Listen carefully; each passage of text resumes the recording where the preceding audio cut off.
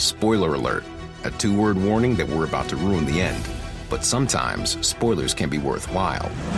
And so we designed the Lexus NX to reveal many things, like taking the mystery out of how close you are between parking space lines, or the time you'll arrive at your dinner reservation. Technology designed to remove surprise endings. It's just a better story that way.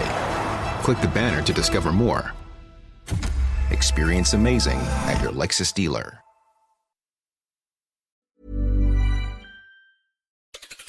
On today's Smart 7, aid workers killed in Gaza identified, a Finnish school shooting shocks nation, and much more. It's Wednesday, 3rd of April, it's World Cloud Security Day, and happy birthday, Eddie Murphy. The Smart 7, it's news, but not the news.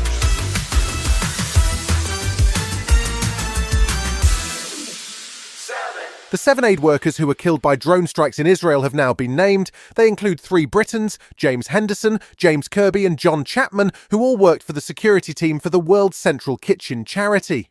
Israeli Prime Minister Netanyahu admitted that his forces hit innocent people. Unfortunately, there was a tragic case of our forces unintentionally hitting innocent people in the Gaza Strip. This happens in wartime.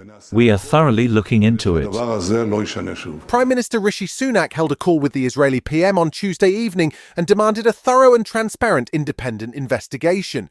US President Biden also spoke out saying that he was outraged and heartbroken and that Israel is not doing enough to protect aid workers. Several charities have now halted operations in Gaza as they say delivering aid safely is no longer feasible. Juliette Toomer from the UN's Palestinian Refugee Agency says it's only the latest of many incidents since the war began. We at UNRWA alone have lost 176 of our team members. And this is really, really very sad because the World Central Kitchen was delivering food supplies to people in need.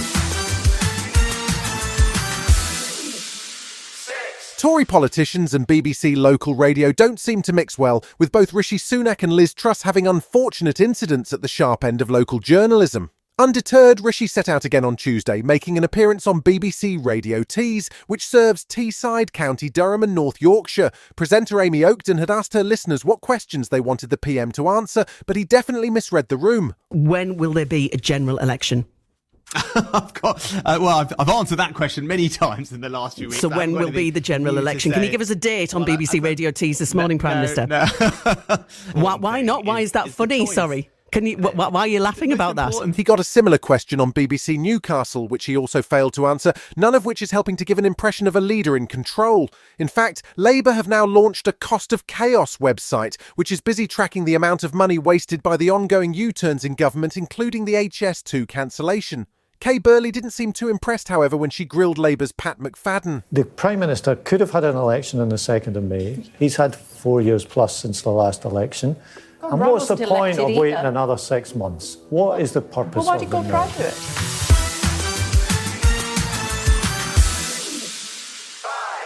This week has seen the government make 15 hours of free childcare available to parents of children over 2, and Chancellor Jeremy Hunt has said that the move could see an additional 60,000 parents able to enter the workforce. But Labour's research shows that the number of childcare places has dropped by 40,000 since the Tories came to power and has dropped by a further 1,000 places last year alone. Education Secretary Gillian Bloody Good Job Keegan was sent out to make the government's case on Tuesday, but she got sidetracked on a number of issues, including new rules about the homeless and how they smell. She did manage to get back on topic eventually and told BBC Breakfast that the government believes that the scheme will roll out smoothly. A lot of the discussions and a lot of the comments are coming in based on when they didn't have these new funding. We put the new funding in place. All of that uncertainty about funding has been taken away in the last few months.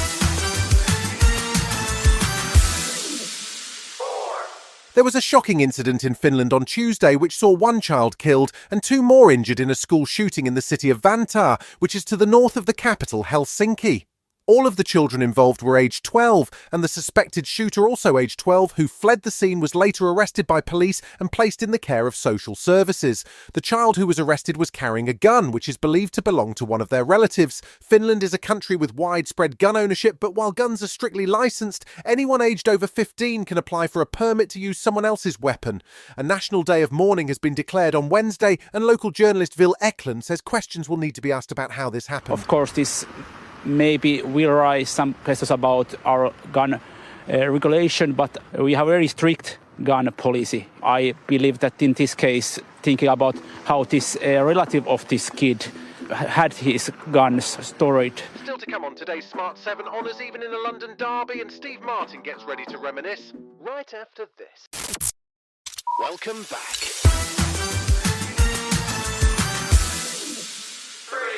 Tuesday night saw 5 Premier League games in what's going to be a busy week. Newcastle hosted Everton and drew 1-1. Nottingham Forest were at home to Fulham and in desperate need of a win, which they managed, finishing 3-1.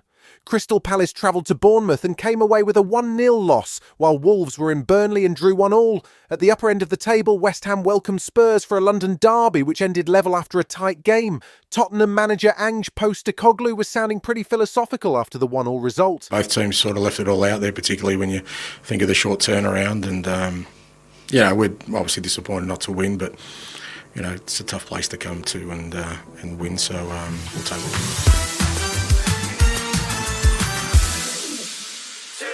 Steve Martin has had a late resurgence in his career with the huge success of his creation Only Murders in the Building, which has just started filming season 4. But at 78 years of age, he's also done a lot of other stuff, and he's decided it's time we all knew a little bit more about him. And why not? He's just released Steve.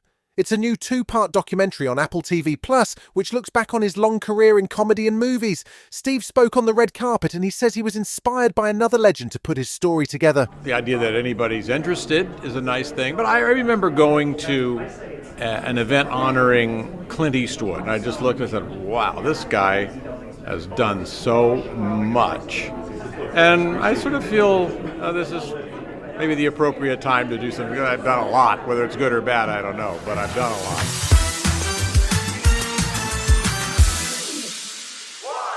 We're just about to get the 10th movie in the Planet of the Apes series, which started way back in 1968. The latest one is called Kingdom of the Planet of the Apes, and it's the 4th in the current rebooted run, which began in 2011. This movie is set 300 years after the death of the reigning chief ape, Caesar, and it takes the story in a different direction as we follow Noah, a chimpanzee, and his human companion May on a journey to figure out what the future holds for man and ape. It stars Owen Teague, Freya Allen, Kevin Durant, and William H. Macy, and it hits cinemas on May 10th. There was a time when humans and apes lived side by side, but it ceases to exist. Apes hunt humans. That is the law, but the law is wrong. You've been listening to the Smart 7. We'll be back tomorrow at 7 a.m. Hit that follow button and have a great day. Give us 7 minutes, and we'll give you the world. Now on Broadway, An Enemy of the People is a New York Times Critics' Pick. Jeremy Strong is one of the great actors of his generation, hails the Chicago Tribune. In a performance the Wall Street Journal praises as powerfully affecting and bitterly funny. Michael Imperioli sets off sparks, cheers the Hollywood Reporter. Victoria Pedretti is luminous, raves variety. From director Sam Gold and playwright Amy Herzog, An Enemy of the People is urgent, electrifying, and haunting, declares USA Today. An Enemy of the People, on Broadway through June 16th only.